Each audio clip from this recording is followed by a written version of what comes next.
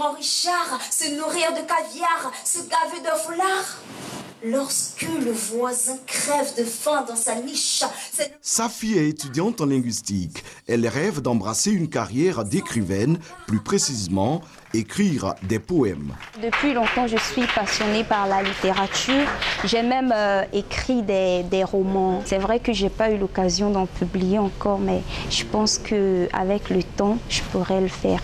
Être poète, c'est aussi le vœu de Bienvenue Koulibaly, également étudiant. La honte ne sera ni pour la jeunesse, non, ni pour les adultes aussi. Moi, je dis amen. Car moi, je crois que l'éclosion d'une portion de réflexion klaxonne en nos raisons. Dans un de mes poèmes, je me dis que je suis poète par vocation. C'est-à-dire que je pense que je suis une poète. Donc, j'aime dire quelque chose. Pour ne pas crier, j'ai écrit. L'école des poètes, c'est la tribune offerte à ces jeunes pousses pour exprimer leur talent. Initiative du directeur du CNAC, le Centre national des arts et de la culture, Alain Taï, l'école des poètes est une télé-réalité dont la première édition a été diffusée sur les antennes de la RTI. Ce concours vise à former les jeunes poètes, à leur donner tous les rudiments de l'art poétique. Après le succès de la première édition, qui a eu pour parrain artistique Bernard Dadier, l'édition 2016 est parrainée par René Yedietti, responsable d'une librairie de la place. L'œuvre poétique à décortiquer est celle de son père, Édouard Koulibaly Yedietti, intitulée Taudis du bonheur. Cette année encore, la RTI offre une lucarne à ce concours. À travers l'école des poètes, le directeur du CNAC entend faire la promotion de la poésie en tant que genre littéraire majeur dans le développement humain, culturel et intellectuel de la jeunesse.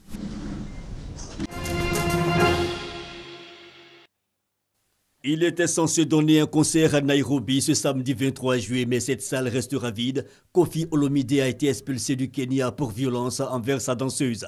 La scène s'est déroulée à l'aéroport Jomo Kenyatta. L'artiste congolais visiblement en colère donne un coup de pied à l'une de ses danseuses. La scène est filmée. Elle fait le tour des réseaux sociaux. Choquée, la secrétaire d'État kenyane à la jeunesse et au genre produit un communiqué. Cécilie Kairuki qualifie le comportement du chanteur d'insulte au Kenya.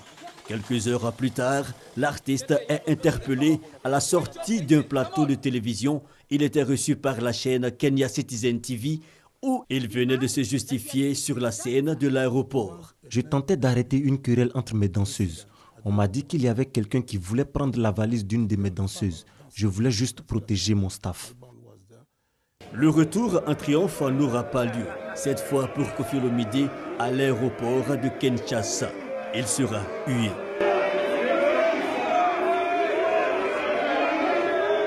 Mécontentement également chez de nombreux internautes, ONG et chaînes de télévision de plusieurs pays. Koffi Olomide serait-il devenu un habitué de violence envers les femmes? En 2012, l'artiste est inculpé pour viol sur mineur, séquestration, acte de barbarie en bande organisée. Mis en examen en France, il a nié les faits. En 2009, bagarre avec sa danseuse Cindy Lecoeur en plein concert. Koffi Olomide, c'est le cas de le dire, vient de frôler la prison, car au Kenya, par exemple, la violence à l'égard des femmes est un crime pénal. La violence contre les femmes ne se limite pas aux coups et blessures, violence conjugale, mariage forcé et intimidation sur le lieu de travail.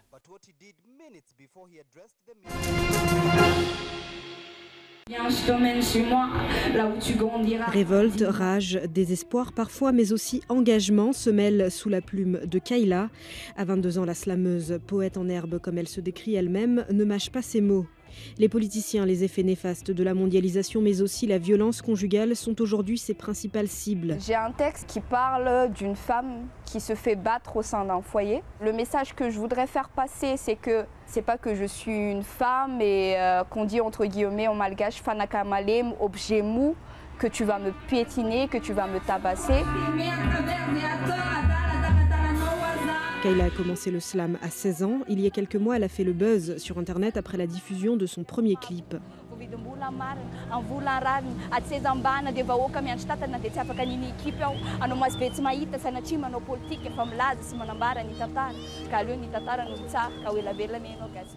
Une célébrité récente qu'elle utilise pour parler de son concept, la slamothérapie. Une fois par semaine, elle se rend dans cette association pour proposer à des mamans précoces de soigner leur mal-être avec les mots. J'aurais aimé avoir une autre vie, ne pas vivre dans le mépris. J'aurais aimé être comme toi, vivre dans une belle maison, des familles cyclones. Nanzar est une des bénéficiaires de l'association. Elle est tombée enceinte à 16 ans. Aujourd'hui, elle vit dans cette pièce seule avec sa fille de 4 mois. J'habitais avec mon copain. Quand il a appris que j'étais enceinte, il m'a quittée. Il ne reste que ma fille et moi.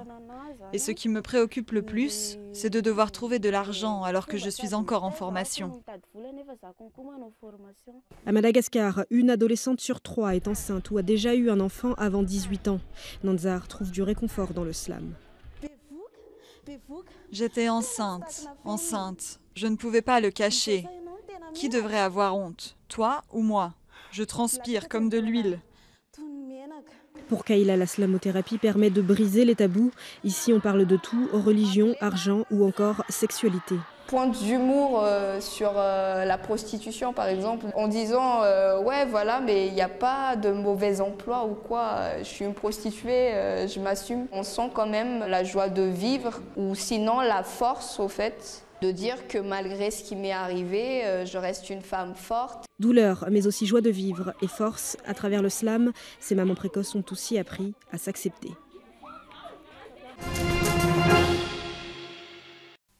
Triste décor sur cette voie dans la commune de Songon sur l'axe Abidjan-Dabou. Ce samedi 23 juillet, 3 véhicules sont entrés en collision à la mi-journée. Un minicar appelé communément Massa, un camion de ramassage de personnel d'une société et un autre véhicule. Selon des témoins, l'accident serait dû à un détachement d'une roue du minicar. Le chauffeur perd donc le contrôle et se retrouve dans l'autre sens de la voie. L'accrochage est inévitable et violent. Le chauffeur du Massa meurt sur le coup. On enregistre aussi une quinzaine de blessés, dont des cas graves. Les victimes ont été évacuées au centre hospitalier universitaire de Yopougon par les secours.